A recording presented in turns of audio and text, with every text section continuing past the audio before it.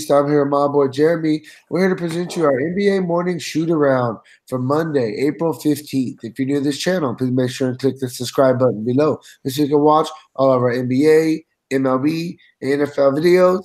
If you haven't came and checked out our website here at dfscheatsheet.com, you're absolutely missing out. We have all the tools to help you compete with the pros day in and day out, including a complete optimizer, tons of content, daily Fanduel, and Draftkings cash lineups. Hey, we're truly a one-stop shop for our DFS needs. So make sure to come check out the site here at dfscheatsheet.com. So, hey, what up, Jeremy? How you doing, bro?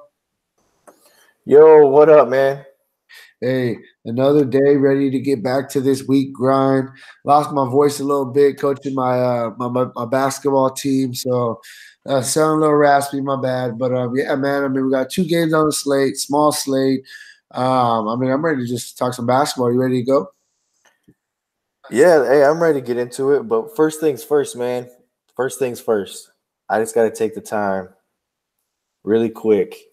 You and I were building a ton of lineups the other night, and I told you we have to have Tiger Woods in our player pool, and you said you better not be setting me up with old-ass Tiger Woods. So I just want to make sure you see my screen real quick, and you can see what I have on my screen right now because I'm really excited. I thought today was a very cool day in sports, man. So yeah, let's get into some basketball. Yeah, for sure, man. Real quick, before we do jump into this, if you guys don't mind, please take that quick second, click the like button down below. Helps me out. Really, really appreciate that from you guys. And yeah, man. So I mean, I mean, it's only two games. I mean, so it's a question on this first game.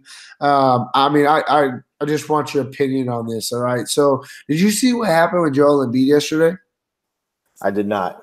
Okay, so check. I just like you said. I mean, I'll take care of the Philly side. I just want your thoughts on this because this really like pissed me off personally.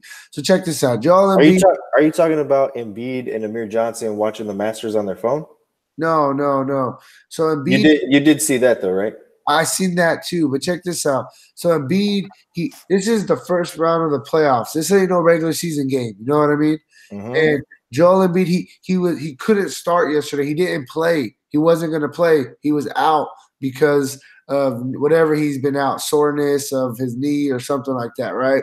They were losing. They were losing at halftime. So he went from not playing the first half out for the game to he came in the second half and played almost the whole entire second half. So the guy was supposedly too hurt to start the game in a big time playoff game, but he came in the second half and played pretty much the whole second half.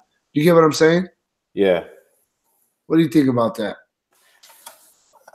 I mean, look, I'm gonna be honest with you, man. I don't know what to think about it, but I'm gonna be honest with you. These two teams played a couple of weeks back, and I said it was a preview of the possible playoff matchup, and I thought that Brooklyn would run them out the building. Remember that?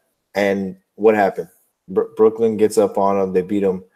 Well, they beat them 111, 102. They beat them by 9, and they needed Joel Embiid to act like he was having some type of, is it Oscar Robertson coming back out of the tunnel? And like, I don't know, man. It's drama. We don't need the drama. You know what I'm saying? Like, bro, like, come on, man. In the old NBA, you know, Kobe, Michael, but if they could have had any chance to be on the floor, they would have been playing. This dude sat out like he couldn't play this game. All of a sudden came back and basically played the whole second half because his team was down. I mean, that's like, I don't know. I don't know what's going on with this generation of players. You even look at tonight, Blake Griffin doesn't start, doesn't play. I don't understand. It just came out. He's out the whole first round. Yeah, and I don't understand it. I don't get it. I don't get what. I just don't get it. I mean, Kobe won a championship with a broken, I think 2 broken fingers on his shooting hand. Yeah. I mean, come on, man. Yeah, for sure. All right, man. Yeah, let's jump into the game. Like I said, I was just really disappointed with that, bro. But yeah, so let's get it. So look, D'Angelo Russell, man, 26 points in the opener, and we know the guy has the ultimate green light. You're looking at his price tag at 8.3. They're gonna live and die by this guy. If this guy's hot, this guy's going to keep him in the series. If he's not hot and he's going to miss a lot of shots, then he's going to kind of be at like an anchor on this team. And I don't mean that in a good way. I mean an anchor like they're not going nowhere. Drop anchor, right? He's just heavyweight. So that's where you start. 8.3 for him is extremely fair price for the volume he's going to have. And then you look at this guy, Karis LeVert. Karis LeVert's a guy that we wanted to play all season long. It's just it was so up and down. His price went up and down with it. You're telling me 6,000 tomorrow for Karis LeVert in a spot where this guy can fill up the stat sheet in every single possible category. The third guy that I'm going to tell you I'm going to look at here is going to be Jared Allen. And this is going to hinge on the availability of Joel Embiid. I don't care if Joel Embiid pulls the same exact Paul Pierce, will me out at halftime bullshit, right? If Joel Embiid doesn't start and he comes out for a half, Jared Allen will be able to be productive.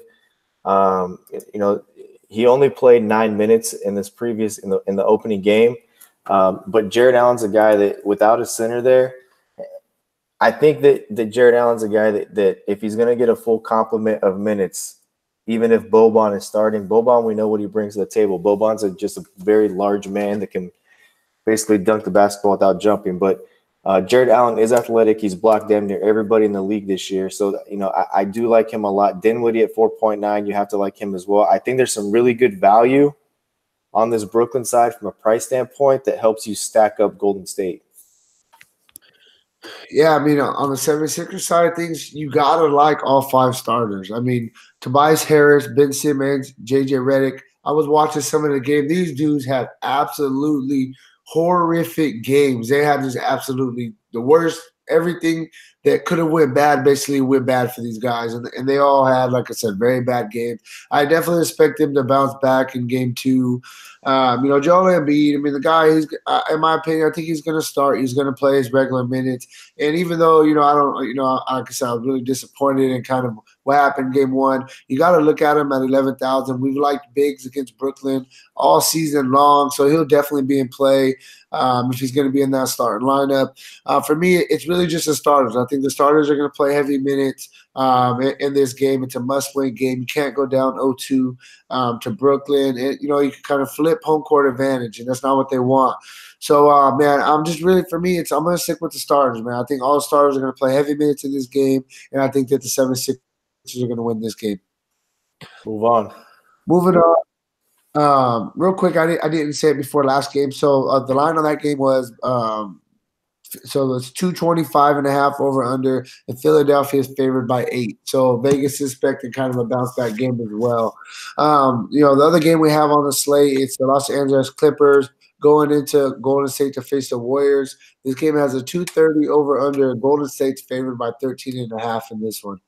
So the most interesting thing about this to me for the Clippers was all year long we talked about how Doc Rivers used so many guys in his rotation, and there wasn't a guy that was just getting straight up 35 minutes. And we see first game in the first round, and dudes who had been getting some run, their minutes diminished. We also saw them play without Zubats. So Zubats played, I think, 8 minutes or 9 minutes in this game, and in order to kind of match the speed, the athleticism of Golden State, he plays with Harrell and Lou Williams. Lou Williams at 6.7 is an absolute steal for the series. Period, point blank, end of story. 6.7 for Lou Williams. He's an automatic lock. I don't care if it's a 6-game slate. If he's 6.7 in this series, if he's below 7,500 in this series on any slate, the guy's a lock because he's going to score. The pace is there, and he's going to play in the fourth quarter. And I don't expect the Clippers to win a game in this series. I just don't. I think Golden State will sweep them in 4 games real easily. But this is going to be competitive. And real quick, Jeremy, I don't want to interrupt you, but I absolutely agree with you with Lou Williams. I think you just put him in there, move on. And I think you go on the other side. Klay Thompson, you just lock him in and move on. 5,800 for a guy that you always say is basically going to get you 30 to 35. Like, that's a misprice for Klay Thompson. Like, I feel like those two guys give you a lot. They did the exact opposite for this 2-game slate that they did all season long with pricing. Right. All season long on a slate like this, everybody got priced out of control up, and people are priced out of control down. Yeah. Patrick Beverley is another guy. I don't expect Patrick Beverley to get you 40 or 50 fantasy points. I don't. But at 5.4 for a guy who can get you 25 to 30 fantasy points, and you already saw in this first game of the series, he frustrated the hell out of Kevin Durant. They both end up with a double technical. That's what Patrick Beverley is going to do for the next 3 games of the series. He's going to try to frustrate the hell out of people. He'll get steals. He'll get rebounds. He'll get fouls. He'll get in arguments. He'll talk trash. Patrick Beverley, though, is a guy that under those circumstances, he plays better. He just does. And then Galigius Alexander. I mean, look, I legit think you could play Galigius Alexander and Lou Williams and lock those two guys in your lineup. I just think that Galigius Alexander, he's found something. I think he's found some confidence. Doc Rivers is stuck with him. He's getting the minutes. And look at the production. I mean, the first game, I believe he had 30 fantasy points in the first game. So he went 5X. Let me just pull this up. And he had 30.5. So played 34 minutes, scored 18 points. But the steal in this game is Lou Williams at number 2, and number 1 is Klay Thompson. If you don't just move, if these guys aren't 95% owned tomorrow, I'll be shocked. Yeah, for sure. The pricing is just crazy. So on the Warriors side of things, man, anytime we're going to get the Warriors starters, to play 30, 35 minutes, then you always got to look at them. The guy, I'm going to be honest with you, I mean, on paper, it seems like a really good matchup, but DeMarcus Cousins in 3 matchups this season against the Clippers, the guy hasn't played well. He hasn't got us more than 29 fantasy points. I mean, I definitely think he is in play, but he's definitely more of a GPP play for me at a 9,000 price tag. Like I said, he just hasn't really excelled in this matchup. The guy that I'm really targeting, my favorite play on the Warriors, obviously Steph Curry. The guy's just on absolute fire. He's playing very well. 9,800 is still just a very, very good price tag for what he's giving you. You talked about it. Patrick Beverley, he's on Kevin Durant pretty much all game. That's kind of what they decided to do. And don't get me wrong, man, Kevin Durant is much bigger than Patrick Beverley. Can still have, some good games. But he is frustrating the heck out of him. We've seen it before he got ejected. I mean, he was playing decent. He wasn't doing nothing special. He's had this matchup a bunch of times this season. He played him 5 times. First 2 times, he had pretty good games. The past 3 times, since they've traded, they kind of adjusted their roster, etc. 3 straight games of under 43 fantasy points. So for me, I'm just going to keep it simple on the Warriors. I mean, my favorite 2 plays are Curry, Klay Thompson, Draymond 7,700. He's going to give you right there around 35 fantasy points. He's definitely in play. And then, like I said, DeMarcus Cousins, Durant, for me, those guys are strictly 100%. Throw them in a couple lines, GPP. And then the only other guy you can really look at coming off the bench for the Warriors that gets consistent minutes, it's really just Iguodala, 4,000. You can use him as a drop spot play with a little bit of upside. But yeah, man, I mean, that's really where I'm at with the Warriors. Favorite 2 guys, Curry, Thompson. Cool. Hey, that's it, man. 2 games. We're going to stick with you guys, and we're going to try our best as possible to break down every playoff slate Monday through Friday, as we usually do. We got a lot of content up on the site, a ton of different sports, PGA, MMA, NASCAR, NBA right now. We got MLB going full speed. Hey, check out the site, dfscheatsheet.com. Outside of that, hey, good luck on your guys' contest tomorrow, and peace out.